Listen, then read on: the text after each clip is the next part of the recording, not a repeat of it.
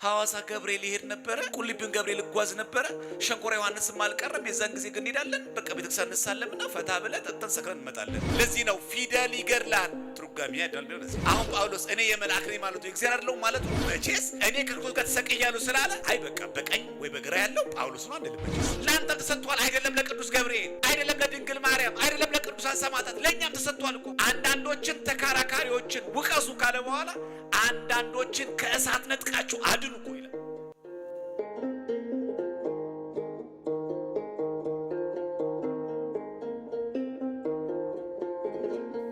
አሁን ዛሬ ምንማማርበት ርዕሳችን አማልክት የሚለው ቃል አምላክ ለሚለው ብዙ ቁጥር መሆን ማወቅ አለብን። አንድ ሁለተኛ እኛ በደንብ ማስተዋለባቸው ኦርቶዶክሳውያን ትምህርት አለን። ኦርቶዶክሳዊ ትምህርት አለን። ለቅዱሳን አንድ ጊዜ የተሰጠች ፈጽሞ የተሰጠች እምነት አለችን፣ የማትቀየር የማትበረስ። ይሄንን ትምህርት ከያዝን በኋላ ነው ወደ ጽሁፍ የምንወርደው። በደንብ ስሙ። ምንድነው ትምህርቱ? እግዚአብሔር አምላካችን ነው፣ ፈጣሪያችን ነው። ቅዱሳን መላእክት፣ ጻድቃን፣ ሰማዕታት በሙሉ ግን የምናከብራቸው የጸጋ ጌቶቻችን ናቸው። አሁን ብዙ ሰዎች በጽሁፍ መልክ እንኳን ብናገኝ ኦርቶዶክሳን ግራ እንጋባም። ለምሳሌ የሐዋርያት ሥራ ምዕራፍ 27 ቁጥር 23 ላይ የእርሱ የምሆንና ደግሞም የማመልከው የእግዚአብሔር መልአክ ይላል። ልብ በሉ፣ ይሄን የተናገረው ጳውሎስ ነው። የእርሱ የምሆንና ነው የሚለው። እኔ መልአክ ነኝ ያለ ጳውሎስ። ደግሞም የማመልከው የእግዚአብሔር መልአክ ነው የሚለው። የእግዚአብሔር መልአክ ይመለካል? የማመልከው እግዚአብሔር አይደለም የሚለው፣ የማመልከው የእግዚአብሔር መልአክ ነው የሚለው። መጽሐፍ ቅዱስ ተመልከቱ። የሐዋርያት ሥራ ምዕራፍ 27 ቁጥር 23። አንዳንድ ሰዎች አይ ይሄ ቃል እኮ የሚናገረው የማመልከው እግዚአብሔር መልአኩን ለማለት ፈልጎ ነው፣ ትርጓሜው ነው። ግን ቃል በቃል መጽሐፍ ቅዱስ እንደዛ አለ የሚለው። እንደው የሐዋርያት ሥራ በተጻፈበት በግሪክ ቋንቋ ብንመለከተው ይሄን ገጸ ንባብ ላትሪዮ ኤንጅልስ ነው የሚለው። ላትሪዮ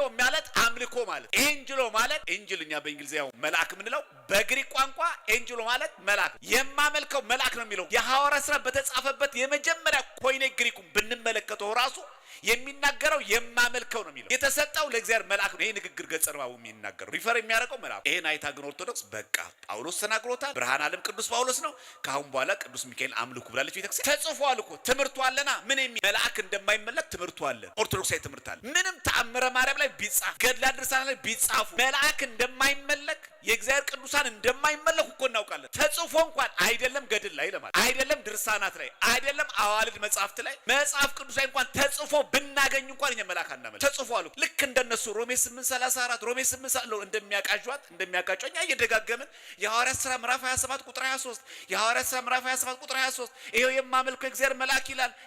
አንደጋግመውም። ለምን እግዚአብሔር መልአክ እንደማይመለክ እኮ እናውቃለን። ጳውሎስ ምን ለማለት ፈልጎ ነው? ለዚህ ነው ፊደል ይገድላል ትርጓሜ ያዳል ነው። ለዚህ ነው አንዳንድ ሰዎች በአማርኛ ስለተጻፈ ይሄ አላልም ቀላል ትርጉም እያሉ የጌዲዮን ዓለም አቀፍ ቸርች ያሳተመው እያሉ ይሄ ቀላል መደበኛ ትርጉም ያሉ ይቀያይሯታል። ቃሏ ተጽፏል መጽሐፍ ቅዱስ ላይ። የሚገርማችሁ በግሪኩ በዋናው በተጻፈበት ይሄ አማርኛው አይደለም። በግሪኩ የሐዲስ ኪዳን አብዛኞቹ መጽሐፍ የተጻፉት በግሪክ ቋንቋ ነው። በግሪኩ ብንመለከት ላትሪዮ ኤንጅል ነው የሚል። ላትሪዮ የሚሰጠው አምልኮ የሚሰጠው ለእግዚአብሔር ብቻ ነው። ታዲያ ጳውሎስ ምን ሆኖ ነው? እንዴት የማመልከው እግዚአብሔር መልአክ ባጠገቤ ቆሞ ነበር እንዴት ይላል? የማመልከው እግዚአብሔር መልአኩን ልኮ ቢል እሺ ጥሩ። የማመልከው እግዚአብሔር መልአኩ ባጠገቤ ቆሞ ቢልም እሺ። የሚናገረው እኮ መጽሐፍ ቅዱስ የማመልከው የእግዚአብሔር መልአክ ነው የሚለው። እንደው በግዙም ብንመለከት ዘኬሃው አመልክ ነው የሚለው። በግዝም አታመልጥም። በአማርኛውም ብትመለከተው እንደዛው ነው። በግሪኩም ብትመለከተው እንደዛው ነው። በግዙም ብንመለከተው ዘኬሃው አመልክ ነው የሚለው ግዙ። የሐዋርያት ሥራ ምዕራፍ 27 ቁጥር 23። ይሄን ስላለ ግን በቃ ጳውሎስ የተናገረው ብርሃነ ዓለም ቅዱስ ጳውሎስ ነው፣ ሐዋርያ ነው፣ የተመረጠ ነው። ስለዚህ ከጳውሎስ ጋር አብረን እንሄዳለን። ምክንያቱም ሮሜ 8:34ንም የጻፈው ጳውሎስ ነው። የሚማል ደግሞ የተናገረው ጳውሎስ ነው። የሐዋርያት ሥራ ምዕራፍ 27 ቁጥር 23ም የተናገረው ጳውሎስ ነው። የእርሱ የምሆንና ደግሞም የማመልከው እኮ ነው የሚለው። የእግዚአብሔር መልአክ በዛች ሌሊት ባጠገቤ ቆሞ ነበረ። ጳውሎስ ሆይ አትፍራ አለኝ። በዚህ አጋጣሚ ምን ያለ ጳውሎስ የእርሱ የምሆን ነኝ። አሁን ጳውሎስ እኔ የመልአክ ነኝ ማለቱ የእግዚአብሔር አይደለም ማለቱ ነው? አይደለም። ለምን ይሆናል? አይታችሁ ቃላቶች እንዴት እንደሚሆን። ከዚህ ጋር አለፍ እያልን የተወሰኑ ነጥቦችን እንመልከት። ለምሳሌ እስራኤላውያንን ከግብጽ ባርነት ያወጣው ማን ነው? እግዚአብሔር ነው። ምንም ጥያቄ የለውም። መጽሐፍ ቅዱስ ሲናገር ይሄንን ኦሪት ዘጸአት ምዕራፍ 13 ቁጥር 21 ላይ በቀንና በሌሊትም የሄዱ ዘንድ ይላል። እስራኤላውያንን መንገድ ሊያሳያቸው ቀን በደመና አምድ ሊያበራላቸውም ሌሊት በእሳት አምድ እግዚአብሔር በፊታቸው ሄደ። ማን ሄደው? እግዚአብሔር። ልብ በሉ፣ እስራኤላውያንን ከግብጽ ባርነት ያወጣው እግዚአብሔር ነው ይላል ራሱ መጽሐፍ ቅዱስ። አሁንም እዚሁ መጽሐፍ ቅዱስ ላይ ደግሞ ነው እንዲህ የሚል ቃል ደግሞ እናገኛለን። በደንብ ልብ አድርጋችሁ ስሙ ኦርቶዶክሳውያን። ኦሪት ዘጸአት ምዕራፍ 13 ቁጥር 21 ላይ በቀንና በሌሊትም የሄዱ ዘንድ መንገድ ሊያሳያቸው ቀን በደመና አምድ ሊያበራላቸው ሌሊት በእሳት አምድ እግዚአብሔር በፊታቸው ሄደ። ስለዚህ ሌሊትና ቀን ሌሊት ጨለማው አውሬው እንዳያስደነግጣቸው ምን አረገላቸው? እሾህ እንዳይወጋቸው የብርሃን አምድ። ቀን ደግሞ ምን አረገ? ሐሩሩ ፀሐዩ እንዳያቃጥላቸው ደግሞ ደመና እያረገ ከግብጽ ወዴት መራቸው? ወደ ከነዓን። በፊታቸው የሄደው ማን ነው ይላል? እግዚአብሔር። ይሄን ያዙ እንዳትረሱ። ይሄን የሚናገረው ኦሪት ዘጸአት ምዕራፍ 13 ቁጥር 21 ላይ ነው። እንዲህ ደግሞ ይለናል ኦሪት ዘጸአት ምዕራፍ 13 ይሄን አንብበን አንድ ምዕራፍ ዘለል ብላችሁ ኦሪት ዘጸአት ምዕራፍ 14 ቁጥር 19 ስትመለከቱ ግን በእስራኤልም ሰራዊት ፊት የሄድ የነበረው የእግዚአብሔር መልአክ ይላል። ማን ነው ሲሄድ የነበረው? ቅድም የነገረን እግዚአብሔር። አይታችኋል? እግዚአብሔር ባለበት ሁሉ መላእክት አሉ። ብዙዎች የሚያጋጩት ይሄ ነው። መልአክ ብለህ ወይ ንገረኝ ወይ እግዚአብሔር ብለህ ንገረኝ ይላል። ይሄው መጽሐፍ ቅዱስ እኮ የሚናገረው ሌሊትና ቀን አብሯቸው ይሄድ ነበር እግዚአብሔር በፊታቸው ብሎ ኦሪት ዘጸአት ምዕራፍ 13 ነገረን። ኦሪት ዘጸአት ምዕራፍ 14 ላይ ምን አለ? በእግዚአብሔር ሰራዊት በእስራኤላውያን ፊት የሄድ የነበረው የእግዚአብሔር መልአክ መሃላቸው ገባ። ለግብፃውያን ጨለማ ሌሊት አድርጎ ለእስራኤል ብርሃን አረገው ቅዱስ ሚካኤል። ኦሪት ዘጸአት ምዕራፍ 13 ላይ ከፊት ለፊት ሲሄድ የነበረው እግዚአብሔር ነው ብሎ እዚህ ጋር ደግሞ ኦሪት ዘጸአት ምዕራፍ 14 ላይ ደግሞ ከፊት ለፊት ሲሄድ የነበረው የእግዚአብሔር መልአክ ነው አለ። መጽሐፍ ቅዱስ ርዕሱ አይጋጭ መቼስ። ሐሳቡን ተመልከቱ እንዴት ነው የሚናገር። አችሁ ገብርኤል ያደረገው ሁሉ እግዚአብሔር ያደረገው ነው። እናቱንና ሕፃኑን ያዳናቸው ማን ነው? እግዚአብሔር። ማንን ልኮ? መልአኩን ልኮ። ገብርኤል አዳነ ብንልም ትክክል ነን። ለምን? ገብርኤል ያዳነው በማን ኃይል ነው? እግዚአብሔር ስለሆነ። እግዚአብሔርም አዳነ ብንል ትክክል ነን። ለምን? እግዚአብሔር አዳኝ ስለሆነ በባህሪው። አሁን ተመልከቱ ከእስራኤላውያን ፊት ሲሄድ የነበረው ማን ነው? እግዚአብሔር። ትክክል ነን። ከፊት እየቀደመ ሄዷል። በእግዚአብሔር ሰራዊት ፊት ሲሄድ የነበረው ማን ነው? መልአኩ። አሁንም ትክክል ነው። ለምን? እግዚአብሔር ባለበት መላእክቱ አሉ። ሰራዊቱ ባለበት ንጉሱ ባለበት ሰራዊት የመገኘት ግዴታ አለበት። በበረት ሲወለድ መላእክት መጥተው ዘመሩ። ንጉሱ ባለበት ሰራዊት ይገኛል። አጃቢያን እግዚአብሔር በሚሰራው በእያንዳንዱ ሳለ መላእክቶች ስለሚያግዙት ስለሚራዱት እርዳታ ስለሚያስፈልገው እኮ አይደለም። ቅዱስ ንጉሱ ባለበት የባህሪ አምላክ ባለበት መላእክት ደግሞ ሲያዛቸው ይሰራል። መላእክት በቃል ኪዳናቸው ያማልዳሉ፣ ይራዳሉ። አቹ ቃላቶች ተመልከቱ። ግን ኦሪት ዘጸአት ምዕራፍ 13 የነገረን በሌሊትና በቀን እግዚአብሔር በፊታቸው ሄደ ነው የሚለው። ልክ በቃ እግዚአብሔር ነው የቀደመን ደግሞ እንዳንዘጋው ይሄን ንግግር ቁጥር ምዕራፍ 14 ላይ ደግሞ አንድ ምዕራፍ ዘሎ በእግዚአብሔር ሰራዊት ፊት ሲሄድ የነበረው መልአክ ይልና አገላለጹ በጣም የሚገርም ነው። በግብፃውያን ሰፈርና በእስራኤል ሰፈር መካከል ገባ። በዚያ ደመናና ጨለማ ነበረ ለግብፃውያን፣ በዚህ በኩል ግን ሌሊቱ አበራ። ሌሊቱም ሁሉ እርስ በርሳቸው አልተቃረቡ። ከዛ እስራኤላውያን አለፉና ግብፃውያን ፈርዖንና ሰራዊቱ በኤርትራ ባህር ሰጠው። አያችሁል ንግግሩ አንድ በሉ። ሁለተኛ ማስረጃ እስራኤላውያንን ከግብፅ ያወጣው ማን ነው? ሁላችሁ መልሱ። ማን ነው ነፃ ያወጣው? እግዚአብሔር። ምንም ጥያቄ የለው። መጽሐፍ ቅዱስ ምን ሲያስረግጥ እንዲህ ይላል። በእግዚአብሔር ፊት እንዲህ ብዬ ጸለይኩ ይላል ሙሴ ነው የሚል። ጌታ እግዚአብሔር ሆይ በታላቅነት የተቤዠኸውን በጠነከረችም እጅ ከግብፅ ያወጣኸውን ሕዝብህንና ርስትን አታጥፋ። ስለዚህ ከግብፅ ያወጣኸው ማን ነህ? አንተ ነህ። ይሄ ብቻ አይደለም። ኦሪት ዘጸአት ምዕራፍ 32 ቁጥር 7 ላይ እግዚአብሔር ሙሴን አለው ከግብፅ ምድር ያወጣኸው ሕዝብህ ኃጢአት ሰርቷልና ሂድ አለው። ደግሞ ተመልከቱ ነው ደግሞ ግልብጥ ሲል እስራኤላውያን ከግብፅ ያወጣው አንተ ነህ ይላል። እኔ ብቻዬን እስራኤላውያን ከግብፅ አወጣው ይላል እግዚአብሔር። ግን እስራኤላውያን ደግሞ ጣዖት ሲያመልኩ እግዚአብሔር አምላክ ምን አለ? ለሙሴ እኮ ነው እግዚአብሔር እኮ ለሙሴ የሚለው ከግብፅ ያወጣው ሕዝብህ ኃጢአት ሰርቷልና ሂድ አለው። አራቀው። ልክ የቅዳሴ አንድምታ ላይ የውዳሴ ማርያም አንድምታ ላይ ፍልሰታ ሲተረጎም ሰምታችሁ ከሆነ አባት ልጅ ሲበድል ምን ይላል? የገዛ ልጁን ለእናቱ ምን ይላታል? እባክህ ልጅሽን ተይ በይ ይላታል። ያርቀው ላይ ልጅ የሚለው ብዙ ጊዜ የሚጠራው ሲወደው ነው አለ። በጣም ሲያስቸግር ሕፃኑ ይላል ይሄ ልጅሽ ያርቀዋል። ልጁን የማ ልጅ ነው ግን ልጁ የራሱ እኮ ግን አያርቀው ይናገር። ልክ እንደዛው እግዚአብሔር አምላክ ምን አለ? ከግብፅ ያወጣው ሕዝብህ አለው። ሙሴን እኮ ነው እግዚአብሔር ነው የሚለው ይሄንን ኃጢአት ሰርቷልና ውረዳ። ሁለት ቃል በደንብ ስሙ። ከግብፅ ያወጣው እግዚአብሔር ነው፣ ትክክል ነው። እግዚአብሔር ግን ተመልሶ ሙሴ ምን አለው? ከግብፅ ያወጣው ሕዝብህ አለ። አንደኛ ሕዝቡ የማን ነው? ሕዝቡ ሁላችሁ መልሱ። ሕዝቡ የማን ሕዝብ ነው? የእግዚአብሔር ሕዝብ ነው። ግን እግዚአብሔር አምላክ ምን አለው ለሙሴ? ሕዝብህ። እሺ ከግብፅ ያወጣው ማን ነው? እግዚአብሔር። ግን ምን አለው? ከግብፅ ያወጣኸው ብሎ እግዚአብሔር አምላክ ሙሴ። ይሄ ለምን መማር ያስፈልገ መሰላችሁ? አንዳንድ ገድላት ድርሳት ላይ ስታነቡ ግራ እንዳትገቡ። ብዙ ሰዎች እግዚአብሔር ነው የሚለው ከየት ነው ያመጣችሁት? አሁን ይሄ ድርሳን አይደለም። ከገድል ከድርሳን ለሚጠቀም ከመጽሐፍ ቅዱስ እኮ ያውም ደግሞ እኮ ሰው ነው ተሳስቷል እንኳን እንዳንል ራሱ እግዚአብሔር ነው የተናገረው። እግዚአብሔርም ሙሴን ነው የሚለው ቃል በቃል ኦሪት ዘጸአት ምዕራፍ 32 ቁጥር 7 ላይ እግዚአብሔርም ሙሴን እንደዚህ ያለው ከግብፅ ያወጣኸው ሕዝብህ ኃጢአት ሰርቷል ነው ውረዳ። ከግብፅ ያወጣ እኮ ራሱ እግዚአብሔር ነው። ለቅዱሳንም ይነገራል ማለት። ስለዚህ ይሄን በደንብ ልናውቀው ይገባል። ስለዚህ ይሄንን በዓል ስናከብ የቅዱስ ቂርቆስና የቅዱስ ቴዎድሮስ በዓል ስናከብ የመዳን ምንጩ የመዳን ባለቤቱ ማን ነው? ራሱ እግዚአብሔር። እንደው ምዕመናን ብዙ ጊዜ ስለማትሰሙት ይሆናል እንጂ በግዕዝ ሊጦን ዘሐሙስ ምን እንደሚለው እወግዚኦ አለ የሚለው ሶስቱን ሕፃናት አናንያ አዛንያ ወሚሳኤልን እምትሆነታ ዘይነድድ አለ የሚለው አድህነን እምለትኪ ወመሳተ መንሱት እኮ ነው የሚለው እምትውልድ እሉት ከዚህ ክፉ ትውልድ አድነን። ዳንኤልን ከአናብስት አፍ ያዳንከው አንተ ነህ። ሶስቱን ሕፃናት ከሚዳያን አዳን ያዳንከው እግዚአብሔር አንተ ነህ እያልን እኮ ነው። አልከርንም እኮ ዳንኤልን የአናብስት ጉድጓድ ውስጥ ተጥሎ እንኳን እንዳይበላ የጠበቀው ማን ነው? እግዚአብሔር ነው። ይሄ ሊጦን ዘሐሙስ የሐሙስ ምስጋና ላይ አለ። ጸልዩ ካለ በኋላ ዲያቆኑ አቡነ ዘበሰማያት ካለ በኋላ ካህኑ እወግዚኦ እያለ የሚቀጥለው ይሄንን ወለሶስና ምደረበናት ለሶስና ደግሞ ከአይሁድ ከረበናት አይሁድ ከመምህራን አይሁድ ያዳንካት አንተነ ሶስቱን ሕፃናትንም ደግሞ ያዳንከው አንተነ እኛን ደግሞ ከዚህ ዘመን እሳት አድነን ነው የሚለው ሊጦኑ። ቤተክርስቲያን እኮ አልሳተችውም። ይሄንን መልአኩ መጥቶ ሶስት ልጆች ሕፃን ውስጥ ገብተው አናንያ አዛርያ ሚሳኤል አራተኛ ሆኖ መግባቱን እያወቅን የአናብስትን አፍ የዘጋ እግዚአብሔር መሆኑን እያወቅን መልአኩን ልኮን እያወቅን ይሄን ምን እናገራለን? ገብርኤል ነው የታደገኝ ስንል እግዚአብሔር አይደለም ዘንግተ ነው አይደለም። ይሄን በደንብ ማወቅ አለባችሁ።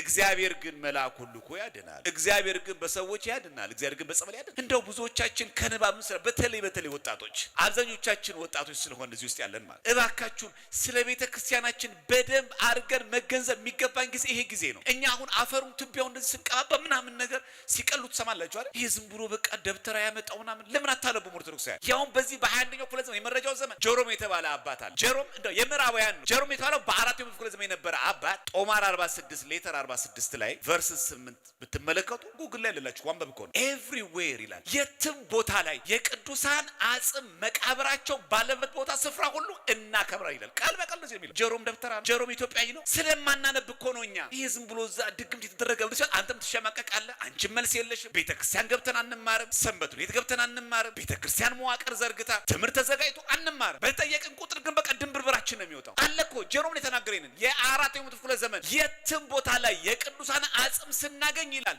እንዲሁ በተራዝም ብላ ነው እንደውም ይላል መሰላችሁ አፈሩን አሽ ነው የሚለው እንደውም አፈሩን ትቢያውን ይዘን ከንፈራችን ፊታችን እንደዚህ እንቀበልን ይላል። እኛ ሀገር ብቻ ያለ አድርገን ነው የምናስበው ብዙዎቻችን። እንደው ዝም ብሎ አባቶች ነው በልማድ ዝም ብሎ ሰው እንደው ወንጌል ካለመማሩ የተነሳ በልማድ ያመጣው ይመስል አይደለም። የኔና ያንተ የእውቀት ማነስ ነው። እኛ ስለማናነብ ነው። ኦርቶዶክሳውያን ድክመታችን ነው በደንብ ያውቁታል። ብዙዎቻችን አናነብ። በጣም ጥቂት ሰው ነው አንባቢ። ስለ ሃይማኖቱ መመለስ የሚገባው ለመምህራን ብቻ ሰጠን። እኛ ተኛና ተዘባነን ቁጭ አለን። ሲጠይቁን ድንግርግራችን ነው የሚወጣው። ከዛ ምን እንላለን? እኔ እንኳን ስለ እምነቴ ብዙም እውቀት የለኝም ግን ኦርቶዶክስን ወዳታለሁ ይላል። ይሄ እኮ አያስመልጥህም። መማር እኮ እንችላለን። በየእድሜያችን የተዘጋጀልን እኮ የሰንበት እኮ መዋቅር አለ። እንደው እንዳናፍር ማለት ከማጋ ሄጄ ልማር ብቻዬን አፍራለሁ እንኳን እንዳንል ማለት አለ። ተጽፎ ያለ ነው። ክርስቲያኖች ይሄንን ደጋግመን ማንበብ ማወቅ አለብን። ዘመኑ ጠያቂ ነው። እያያችሁ ነው እንዴት አፍጠው እየመጣ እንዳለ። አሁን በቃ ምንም ችግር የለም እኔ ማንም አይነቀንቀኝ ተብሎ አለም ማንም የቆም ይመስለው እንዳይወድቅ ይጠንቀቅና በደም ተዘጋጅተን በጾም በጸሎት በመንፈሳዊ ህይወትም በእውቀት ሁለት ነገር ያስፈልገናል። ህይወቱም ያስፈልጋል፣ መንፈሳዊ ህይወቱም እውቀቱም ጭምር ያስፈልጋል። ግዕዙንም ማወቅ አለብን፣ ዓለም አቀፍ አባቶቻችን ማወቅም አለ። ሁለቱን አስባጥሮ መቻል ከኛ ትውልድ የሚጠበቅ የቤት ስራ ነው። ቅዱስ ቂርቆስን ስናስብ ኢየሩጣን ስናስብ ይሄን እናስበው። ምን ማድረግ?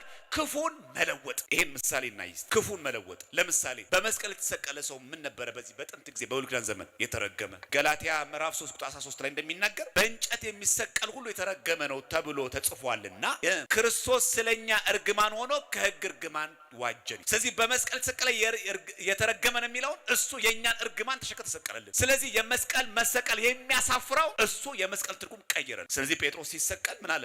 እንደ ጌታዬ ልሰቀል አይገባኝም፣ ቁልቁል ስቀሉኛል። የሚያሳፍር ሳይሆን እንሸከመው ሆነ። እንደውም ጌታችን ምን አለ? የሚወደኝ ቢኖር ራሱን ይካድ፣ ከዛስ መስቀልን ተሸክሞ ምን ይበለኝ? ከተለኝ። አቹ መስቀል የተረገመ እኮ ነው የሚሰቀልበት። በጥንት ጊዜ መጀመሪያ ጊዜ በዓለም ለመጀመሪያ ጊዜ ሰውን በመስቀል ቅጣት የቀጣችው ኢራን ናት። ፋርስ ማለት ነው የመጀመሪያ ሰው። ኦርሙዝድ የሚባል አምላክ አላቸው። አምላካችን የሚገኘው መሬት ውስጥ ብሎ ያምናሉ። ስለዚህ በጣም ወንጀል የሰራ በኢራን ሀገር በፋርስ ከፍተኛ ወንጀልና በህዝቡ ዘንድ በጣም አስጸያፊ ስራ የሰሩ ሰዎች ተገድለው መሬት ውስጥ አይቀበሩ። ለምን? አምላካቸው መሬት ውስጥ ስለሚገኝ እንዳያረክስብን ብለው ከመሬት ከፍ አድርገው ይሰቅሉታል። ለዛ ነው በመስቀል ሰው መስቀል ተጀምሮ ታውቃላችሁ። ምክንያቱ ይሄ ነው። ያ ሰው ወንጀል ሰርቷል፣ ተገድሏል፣ ሞቷል እኮ ያው መቀበሩ የሚቀረው መሬት። ሰውየውን ከምንገለው መሬት ውስጥ ከተን አምላካችን መሬት ውስጥ ስላለ ከሚያረክስብን ይሄ ክፉ ሰው ከፍ አድርገን እንስቀለው ከመሬት ላይ ብለው መስቀል ተጀምሮ ኦርሙዝ የሚባል አምላክ ስለሚያመልክ። ስለዚህ በዛ ዘመን ምን ተደረገ? በመስቀል የሚሰቀል ሁሉ የተረገመ ተባለ። ይሄን እርግማናችን ተሸክሞ የመስቀል ትርጉም ቀየረልን አምላካችን። ስለዚህ ጳውሎስም ብሎ ተናገረ፣ ከክርስቶስ ጋር ተሰቅያለሁ እኔም አሁን ሕያው ሆኜ አልኖርም ይላል ገላትያ 2:20 ላይ። አሁን እቺ ቃል እንኳንም ገድል ላይ አልተጻፈች። ገድል ላይ ቢጻፍ ኖሮ መቼ ነው ጳውሎስ ደግሞ ክርስቶስ ጋር የተሰቀለው ይባል ነበር። ግን ጳውሎስ ነው ያለው። ገላትያ ምዕራፍ 2 ቁጥር 20 ስትመለከቱ እኔ ከክርስቶስ ጋር ተሰቅያለሁ ይላል። መቼ ተሰቀለ? ሲጀመር ክርስቶስ ሲሰቀል ጳውሎስ አሳዳጅ አልነበር? ይሄን የተናገረው እኮ በቀኝ የተሰቀለ ወንበዴ ቢሆን ኖሮ አዎ ነበር። ነበረ እንላለን። በግራ የተሰቀለው ወንበዴ ቢናገረው ይሄንን አዎ ተሰቅሎ ነበር እንላለን። ይሄን እኮ የሚናገረው ጳውሎስ ክርስቶስ በቀራንዮ አደባባይ ሲሰቀል ለዓለም ጳውሎስ በአካል ተገኝቶ በቀኝ ወይ በግራ ተሰቅሏል? አልተሰቀለም። ግን ምን ብሎ ተናገረ? ገላትያ ምዕራፍ 2 ቁጥር 20 ላይ እኔ ከክርስቶስ ጋር ተሰቅያለሁ አለ። መቼ ተሰቀለ? አብሮ። አሁን እቺ ተአምረ ማርያም ላይ ብትጻፍ ኖሮ አያችሁ ኦርቶዶክሶች ብላችሁ ማርያምን ከክርስቶስ ጋር ሰቀላችኋል። ግን እጃችን ላይ ያለው መጽሐፍ ቅዱስ ለምን ማናነብ? ኦርቶዶክሳውያን እኔ ከክርስቶስ ጋር ተሰቅያለሁ እንደ ክርስቶስ ተሰቅያለሁ ቢኖረው አይ ንጽጽር ነው የተናገረው እኮ እንላለን። የሚናገረው መጽሐፍ ቅዱስ እኔ ከክርስቶስ ጋር ተሰቅያለሁ ነው የሚለው ቃል በቃል። መች ተሰቀለ? መች ተገኘና እሱ እዛ ቦታ ላይ ምን ለማለቱ ነው? በመስቀል የተሰቀለ ሙት እንደሆነ እኔ ሙት ነኝ ለዚህ ዓለም ፈቃዱን አልፈጽምም። ወደ ዘፈን፣ ወደ ኃጢአት፣ ወደ ርኩሰት፣ ወደ ክደት፣ ወደ አይሁድነት፣ ወደ አለማመን፣ ወደ ኦሪት አልመለስም። እኔ ለዓለም ስቁል ነኝ የተሰቀልኩ ይል ማለት እችን ለመናገር ከክርስቶስ ጋር ተሰቀልኩ። ይሄን አሁን ገድለ ተክለ ሃይማኖት ላይ ቢጻፍ ኖሮ ከመቼ ወዲህ ነው ደግሞ ተክለ ሃይማኖት ክርስቶስ ጋር የተሰቀሉት ይባል ነበር። እኛም ድንግርግራችን ነው የሚወጣው። እኛ ደግሞ በጣም እኮ ስንፍናችን እኮ እኛ ደግሞ እኮ የሚያይለው ልክ ይሄን ጥቅሳውን ብናገኝ የሆነ ገድል ድርሳል ላይ እኔ ይቅርታ አድርግልኝ ገድለ ተክለ ሃይማኖት ነው አልቀበልም ይላል። መቼ ነው ተክለ ሃይማኖት ክርስቶስ ጋር የተሰቀለው ይላል። ጳውሎስ መቼ የተሰቀለው ክርስቶስ ጋር አብሮ? ማንበብ አለመቻላችን ነው። ትርጓሜ ያስፈልገዋል። ምን ማለቱ ነው? መቼስ እኔ ከክርስቶስ ጋር ተሰቅያለሁ ስላለ አይ በቃ በቀኝ ወይ በግራ ያለው ጳውሎስ ነው አንልም። መቼስ ክርስቶስ ሲሰቀል በቀኝ የተሰቀለው ጳውሎስ ነው አንልም። ጳውሎስ ተናግሮታል እኮ ገላትያ ምዕራፍ 2 ቁጥር 20 ላይ ስለማናነብ ነው ኦርቶዶክሳውያን። ትንቢተ ኢሳይያስ ምዕራፍ 56 ላይ እኮ ፈጣሪሽ ባልሽ ነው እኮ ይላል። እስራኤልን እኮ እንደዚህ የሚለው ፈጣሪሽ ባልሽ ነው እኮ የሚል ምን ማለት ነው? ይሄ እኮ ድርሳነ መድኃኒዓለም አይደለም እኮ የተናገረው መጽሐፍ ቅዱስ የተናገረ ይሄን ፈጣሪሽ ባልሽ ነው ምን ማለት ነው? ባል ሚስትን እንደሚንከባከባት እንደሚወዳት የኔ እኮ ነሽ። ለምን ከኔ ከእግዚአብሔር ተለይተሽ ልክ ሚስት ከባሏ መለየት እንደሌለባት ሌላ ወንድ ጋር መሄድ እንደሌለባት ሁሉ ከኔ ከፈጣሪሽ ከእግዚአብሔር ዘንድ ወጥተሽ ለምን ወደ ጣዖት አምልኮ ትሄጃለሽ? እኔ እኮ ፈጣሪሽ እኮ ባልሽ ነኝ። አይታችኋል ሲናገር እንዲገባን እኮ በባልና በሚስት ምሳሌ የሚነገረን እኔ እኮ ባልሽ ነኝ። ባልሽ ኮንኩ ደግሞ ለኔ ለባል መታመን አለብሽ። ምን ማለቱ ነው? ከኔ ውጭ ሌላ አምላክ አታምልኪ ቤተ እስራኤል። ወደ ቤተ ጣዖት አትሂጂ፣ ወደ ጣዖት አምልኮ አትሂጂ። እኔ እኮ ነኝ ፈጣሪሽ፣ እኔ እኮ ያስገኘሁሽ፣ እኔ እኮ ነኝ ባልሽ ለማለት። ግን መጽሐፉ ብሎ ጻፈ ፈጣሪሽ ባልሽ ነኝ። አይቹ መጽሐፉ እንዴት ትርጉም እንደሚያስፈልገው። ስለዚህ ክርስቶስ ምን አደረገ ማለት መድኃኒዓለም ክርስቶስ የመስቀልን ትርጉም ቀየረው። የተረገመ የሚባለውን አሁን በመስቀል ሲሰቀልማ የተረገመ የተባረከ ሆነ። ጴጥሮስ ምን አለ? እንደ ጌታ ልሰቀል አይገባኝም፣ ቁልቁል ስቀሉኝ። በኔሮን ቄሳር ጊዜ ጴጥሮስ ቁልቁል ተሰቀለ፣ ከስር እሳት ተለቀቀበት። ይሄ ነው ሰማዕት። እንድርያስ ምን አደረገ ሐዋርያው? አይ እኔ ደግሞ እንደ ጴጥሮስ ልሰቀል አይገባኝ፣ ኢንክላይን እንዳርጉት ደግሞ እኔ ደግሞ አግድም አርጉታል። ጌታችን ቀጥሮ ተሰቀለ። ጴጥሮስ ደግሞ አይገባኝም። አቹ በመስቀል ሊያፍሩበት ሳይሆን እንደውም አይገባኝም አልመጥነው። ጴጥሮስን የመሰለ ሐዋርያ ሲሰቅሉት ምን ጉድ መጣ አይደለም ያለው። ምን አይነት ዘመን ደረሰብን አይደለም ያለው። ትዝ ይላችኋል የዛሬ ስንት 7 ወይም 10 ዓመት አካባቢ ላይ ግብጽ ኦርቶዶክስ ቤተክርስቲያን ውስጥ አይሲስ ቦምብ ጠምዶ ሰዎች የሞቱበት ትዝ ይላችኋል። የሆሳና ቀን ሊቀ ጳጳሱ ዘንባባ እያደለ የዛ ሰዓት ላይ ብዙ ግብጻውያን ኦርቶዶክሳውያን ማለት ልክ ቤተ መቅደሱ ውስጥ ነው። በተለይ የሴቶች መቀመጫ ወንበር ላይ ከስር ነው ቦምብ የጠመደው። ቅዳሴው ካለቀ በኋላ ሊቀ ጳጳሱ የሆሳና ዕለት ስለነበረ ዘንባባ እያደሉ የዛኑ ቀን ቦምቡ ፈነዳን። ብዙ ሰዎች የሚገርመው በሳምንቱ እጅግ ብዙ ቁጥር ያለው ክርስቲያን ግብጻውያን መጡ። አመለጠን። ወይኔ እዚህ ባስቀደስኩኝ ሰማዕት ሆኜ ነበር አሉ። እኛ ብንሆን ኖሮ ምን አንቀሽቅሾች ነው የምትሄጂው? አርፈሽ አትቀመጭም ነበረ? ሰው ስትፈታተኝ ሰው ለማስኮነን ፈልገሽ እኮ ነው። እኛ መቼም ድረስ አንልም። አያምጣብን እንጂ እኛ ሀገር ቢያመጣ መቼም ድረሽ አንልም። እንደው ክፉ ዘመን እኮ ነው። ሰማዕትነት ላይ ሳልሰራን እኮ እኛም እኮ ነፍስ ሰው ነን፣ እነሱም ሰው ናቸው። ግን ምን አደረጉ? በጣም የሚገርማችሁ በሳምንቱ እሑድ ቀን አብዛኛው ክርስቲያን መጥቶ እነዛ ደማቸው የፈሰሰው ወንበሩ እንደዚህ እየጠረጉ እንደዚህ ይቀቡት። በረከታቸው ይደርብን እያለ አመለጠኝ። ወይኔ እዚህ ባስቀደስኩ እያለ እኛ ጋር አያምጣው እንጂ ድርሽ አንላት አንወድማ። ሰማዕትነት ግን ቤተክርስቲያን እኮ ስራዋ ነው። አላያችሁ? በእንተ ቅድሳት ላይ እግዚአብሔር የሰማዕትነትን ስራ ይሰጠን ዘንድ እኮ ነው የሚለው። ቅዱሳን ስለሆኑ ሰማዕታትን ማልዳለን። ሰማዕትነት ስራዋ ነው። ቤተክርስቲያን የትርፍ ጊዜ ግብ አይደለም፣ መደበኛ ስራዋ ነው። እግዚአብሔር የሰማዕትነትን ስራ ይሰጠን ዘንድ እኮ ነው የሚለው። ቅዱሳን ስለሆኑ ሰማዕታትን ማልዳለን። እባክን ፍቀድልን ነው፣ ልንሸሸው እኮ አይደለም። እንደው ከፈቀድክ እንደነ ቅዱስ ቂርቆስ አድርግልን። ያንን የመስቀልን ሞት ክርስቶስ ለበረከት አድርጎ ቀየረልን። ወደ መንግስት ሰማያት ለምናደርገው ጉዞ መወጣጫ መሰል አደረገልን። ተቀየረ። በእርግጥ ብዙ ነገር ተቀይሯል። በሴት ምክንያት ተገነት ወጣን፣ በሴት በድንግል ማርያም ተመለሰ። ያንን ክፉ ተብሎ በሚጠራው በዛው ተካስን። ውሃ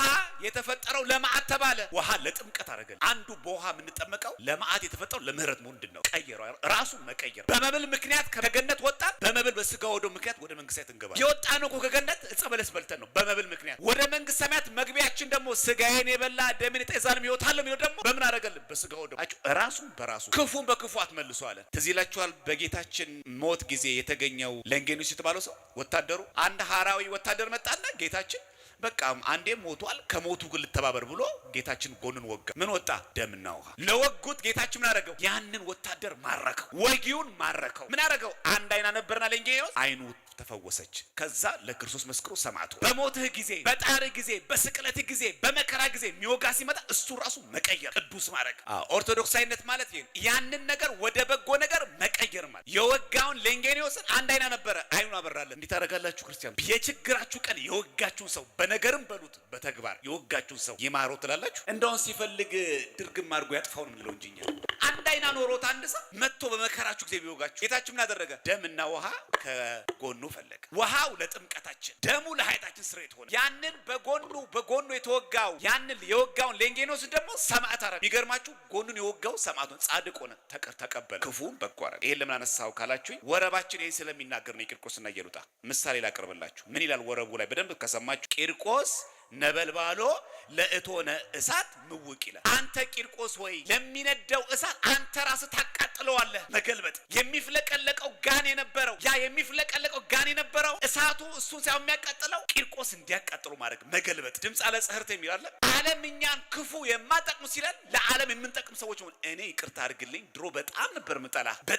ምጠላሽ፣ አሁን ግን ገረምከኝ ምንባል ሰው። ክርስትና ማለት ሰው ማጥፋት ሳይሆን ሰውን ያንን መቀየር፣ ወደ ቅድስና መመለስ። የመስቀሉን ሞት ምን አረገው? ተባረከ አረገልን። እንዳውም መስቀልን ተሸክሞ ይከተለኛል። የወጋውን ደግሞ ቅዱስ አረገው፣ ቀየረው። ቂርቆስ እንደዛ ነው ያደርገው። ሁለተኛው ወረብ ራሱ ምን ይላል እዛው ላይ? በጸሎቱ ለቅዱስ ቂርቆስ እሙስተ ጽህርት ወጻማይ እሙስተ ጽህርት። በቅዱስ ቂርቆስ ጸሎት ምን ወጣ? ውሃ ወጣ። ከዛ ምን ሆነ? ለአግብርተ እግዚአብሔር ኮነ ወኮነ ጥምቀተ። ለእግዚአብሔር አገልጋዮች ጥምቀት ሆነ። ያ የሚያጠፋቸው የተባለ የተፈለቀለቀው ውሃ ለብዙ ሰዎች ለድህነት የሚሆን ውሃ አድርጎ የጥምቀት ውሃ ቀየረው። አማልክት ዘበጸ። መስቀሉ የተረገመ የተባለውን ክርስቶስ ተሰቅሎ ባረከል። በመስቀሉን አናፍርም፣ አንገታችን ላይ እናስራለን። ካህናት አባቶቻችን ላይ እጅ አለን። ቤተ መቅደሳችን አናት ላይ መስቀል ጉልላት አለ። ኪዳን ሲደርስ መስቀል ይያዛል። ቅዳሴ ሲቀደስ መስቀል ይያዛል። አናፍርበትም። ምን አለ? መስቀል ኃይላችን ነው አለ። መስቀል ቤዛችን ነው። መስቀል ነፍሳችን መዳኛ ነው። አይሁድ ይክዱታል፣ እኛ ግን እናምነዋለን። ያመነው እኛ መስቀሉ እንድናለን ያን ደግሞ እንጸልያለን። የሚፍለቀለቅበት የተወረወረበትን ቂርቆስም ቀየረውና ለእግዚአብሔር አገልጋዮች ጥምቀት አድርጎ ቀየረው። ይሄ ውሃማ መጥፎ መሆን የለበትም፣ ወደ በጎ ቀይሩ። የተፈለቀለቀው እኮ እንዲገድለው ነበር፣ እንዲያጠፋው ነበር፣ ግን ለጥምቀት አድርጎ ቀየረው። አይገርም? እሳቱ እንዲያቃጠው ነበር የተፈለገው። ቂርቆስ ግን እሳቱ ራሱ አቃጠለው። እንዲህ ታደርጋላችሁ? ሶስቱ ሕፃናት እሳቱ የገቡት እኮ ቁጥር ለመቀነስ ነበር። አራተኛ ሆኖ ቁጥሩ ጨመረ። ገብርኤል ገባ። የእግዚአብሔር ስሙ የተመሰገነ። ቁጥር አይቀንስም፣ ይጨምራል ማለት ቁጥር ማለት። ቂርቆስና ኢየሉጣ እሳት ውስጥ ገቡ። እንዲጠፉ እንዲሞቱ ነበር። ቁጥሩ 3 ሆነ። ገብርኤል ገባ። ያ ውሃ ምን ሆነ? የሚደፋ የሚጣል ውሃ አልሆነም። ለጥምቀት እንደዚህ ያርጉታ ክርስቲያኖች። በጣም ክፉ የሆነው የምትሉት በጣም መጥፎ የሚለው እስቲ አስተምረን መክረን የቤተክርስቲያን ልጅ እናድርገው። እስቲ እናስጠምቅ። ሚዲያ ላይ እኮ አገልግሎቱ ይሄን መሆን ያለበት። ዝም ብሎ ስክሮል እያደረጉ መዋል ቲክቶክ ምን ይጠቅማል? የማይጠቅም የተባለ የቤተክርስቲያን ጠላት የተባለው ማርኮ ኦርቶዶክሳዊ ማረግ፣ ምርጥ ዕቃ ማረግ። ጌታችን እንደዛ ላይ ያደርገው። አሳዳጅ የነበረውን ሳውልን የቤተክርስቲያን ነዋየ ህሩ ያደረገው፣ የወንጌል ገበሬ ሐራሴ ወንጌል ያደረገው። አሳዳጅ ነበር ግን አላጠፋውም። ጳውሎስን ቀየረው፣ የቤተክርስቲያን ምርጥ ዕቃ አደረገው፣ ቀየረው። ዛሬ እዚህ የተገኘ ነው ቂርቆስና ኢየሉጣ እንደ አክተር ሰው ገድለው አይደለም፣ ተገድለው የብዙዎችን ህይወት አጥፍቶ አይደለም፣ ራሳቸው መስዋዕት አድርገው ምን አደረጉ? ያንን መጥፎን ጨምር ቀድሰውት። እንደዛ ለሚያደርጉት እኔ በሰማዕቱ በቅዱስ ቂርቆስ እኔ በሰማዕቱ በቅዱስ ጊዮርጊስ አምናለሁ እያሉ ሰማዕት የሚሆኑ እነዛ የሚገድሏቸው ሰዎች እያዩዋቸው ሰዎችን የእግዚአብሔር ልጆች ማድረግ መቀየር። ለዚህ ነው ጌታችን እንዲያል ክፉም በክፉ አትመልሱ፣ መቀየር። ጳውሎስ አሳዳጅ ነበረ። ጳውሎስን ማጥፋት አይደለም እግዚአብሔር አምላክ ያደረገው፣ አሳዳጅ። ስለዚህ ምን ሆነ ማለት ነው? ያ መጥፎ ምንለው ያ የማይጠቅም የተባለው ያ ጥሩ አይደለም የተባለው ጥሩና መልካም ሆኖ ተቀየረ። ሞት ራሱ ምን ሆነ? ጌታችን ምን አደረገልን? ይሄንን በበላችሁ ጊዜ ሞትን ትሞታላችሁ አለ። ጌታችን ምን አደረገ? ሞትን ያጠፋው አይደለም፣ ሞትን ወደ ህይወት ቀየረን። ስለዚህ ጳውሎስ ምን አለ? ፊልጵስዩስ 1:21 ላይ ለእኔ ህይወት ክርስቶስ ሞትም ጥቅም ነውና ቀየረው። ሞት አልጠፋም እኮ አሁንም እንሞታለን፣ ትርጉሙ ግን ተቀየረ። ወደ ሁለተኛ ቤታችን የምንሸጋገርበት ድልድይ ያደረገው እቹ ያንን ክፉ ወደ መልካም ነው። ኦርቶዶክስ አይነት ማለት ይሄ ከነ ቅዱስ ቂርቆስ ይልጣ የምንማረው የሚፍለቀለቀው ጋን ምን ሆነ? ለአግብርተ እግዚአብሔር ኮነ ጥምቀት። ለእግዚአብሔር አገልጋዮች ለእግዚአብሔር ልጆች ምን ሆነ? ጥምቀት የሚሆን ውሃ ቀየሩ። ውሃው የተፈለቀለቀው ግን ሙጫ የተጨመረበት ግን መዝሙዞ ስጋውን ቦጫጭቆ እንዲያወጣው ነበር ለድህነት። እስቲ እንደዚህ ያርጉ እናንተ። ሲዘጋባችሁ መንገድ ክፋት ሲሰሩባችሁ መሰናክል ሲዘጋጁባችሁ ያንን ነገር ወደ መልካም ቀይሩ። እንደዛ ለሚያደርገው ጊዮርጊስ መተት አድርጎ መሰሪ መቶ ላይ ያጠፋው ሲል አማተበበትና ያንን መርዝ ምን አደረገው? ውሃ፣ ተራ ውሃ አረገው፣ የሚጠጣ ውሃ አረገው። ግን እኮ መርዝ ነው፣ የሚገድል መርዝ ነው። ኦርቶዶክሳዊ ክርስትና ማለት ሌሎች ሰዎች ጋር የሚያደርጉትን በብልጣ ብልጥነት በመሄድ እየሄዱ ወይ ደግሞ እንደ አክተር እያሸነፋችሁ እየገደላችሁ ቢሳው እየሞቱ ምንድነው የምንገለው? ኃጢአትን። ምንድነው የምንገለው? ክፋትን፣ ፈቃደ ስጋ ለፈቃደ ነፍስ ማስገዛት፣ ወደ በጎ ነገር በመቀየር። ብዙ ሰዎች አሁን እኛ ገብርኤል አዳነ ብለን ስንናገር እንዴት ነው አነጋችሁ? ፍጡር እንዴት ነው ማለት? እስቲ አንድ ምሳሌ ላንሳ። ኦሪት ዘፍጥረት ምዕራፍ 37 ቁጥር 21 ላይ ዮሴፍ ሊገደል ሲል አይ በቃ ይሄን ወንድማችን አንሽጠው፣ አንግደለው፣ ብንሸጠው ይሻላል ያለው ማን? ሮቤል ነው አይደል? መጽሐፍ ቅዱስ ይሄን ሲናገር ሮቤልም ይሄንን ሰማ ይላል። ሮቤል ታላቅ ወንድም ከእጃቸውም አዳነው ይላል። ከምናቸው አዳነው? ከእጃቸው ከራሱ ወንድሞች እኮ አዳነው ይልና እንዲህም አለ ህይወቱን አናጥፋ። ኦሪት ዘፍጥረት ምዕራፍ 37 ቁጥር 21 ላይ ሮቤልም ከእጃቸው አዳነው ነው የሚለው። ዮሴፍን ግን የሚያድነው ማን? ዮሴፍን ያዳነው ማን? እግዚአብሔር። ግን ይላል መጽሐፍ ቅዱስ ከእጃቸውም አዳነው። ሮቤልም ነው የሚለው። እግዚአብሔር አምላክ በሮቤል ተጠቅሞ ያድናል።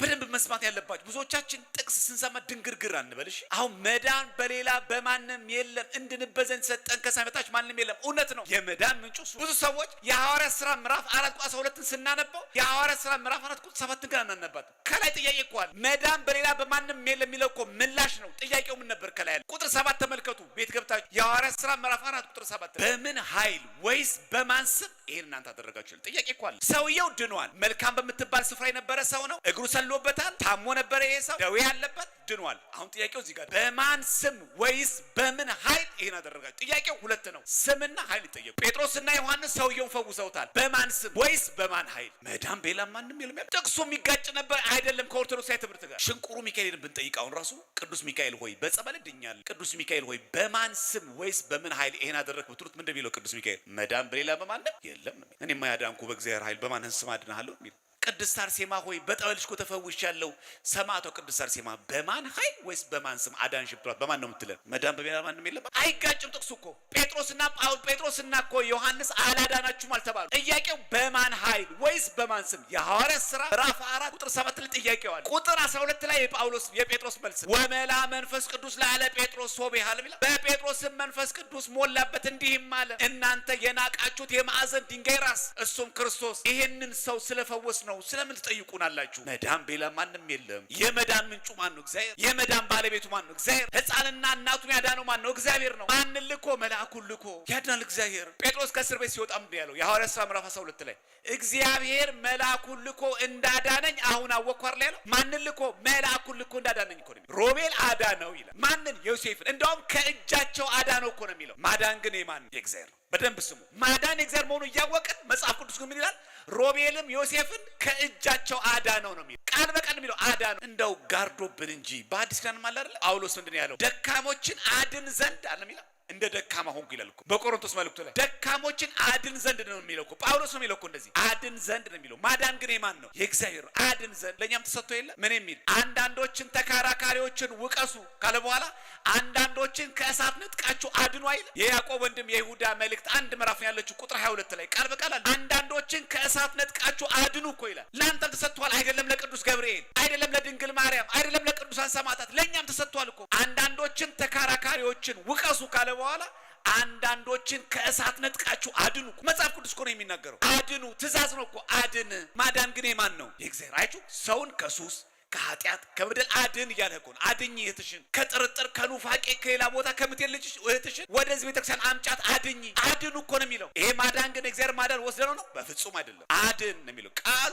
እንዳለ ተጠቅሞ እናገኝ ያንን ክፉን የተባለውን ነገር ወደ መልካም ነገር መቀየር። አሁን ምክንያት የለም። ሴት የስህተት ምክንያት እንዳንል ድንግል ማርያም አፋችን ልጉም ጸጥ ማን ሊያክላት? ከሰው ወገንም ብናመጣ ከመላእክትም ወገን ብናመጣ ድንግል ማርያምን የሚያክል ማንም የለም። ሴት የስህተት ምክንያት እንዳንል ያችኑ ራሷ የሴት ዘር የሆነችዋ ራሷ ድንግል ማርያም ይሁንልኝ ይደረግልኝ ብላ አካላዊ ቃልን ጸነሰችው። ከፈጣሪ በታች ከፍጡራን በላይ ሆነች። እሷን የሚያክል ፍጡር የለም። በእምነት ብንመጣ አንድ ፍጡር ከድንግል ማርያም የበለጠ እግዚአብሔር የሚያምነው ማንም የለም። በእውቀት ደረጃ ብንመጣ በእውቀት ከፍጡራን ከድንግል ማርያም የበለጠ ስለ እግዚአብሔር የሚያውቅ ማንም የለም። በጸጋ ብንመጣ ከፍጡራን መካከል ከድንግል ማርያም የበለጠ ጸጋ ያለው ማንም የለም። ተውቦ ምህረት ለሚካኤል እኮ ስንል ለሚካኤል ምህረት ተሰጠው። ወብስራት ለገብርኤል ደግሞ ብስራት የምናቅ ተሰጠው።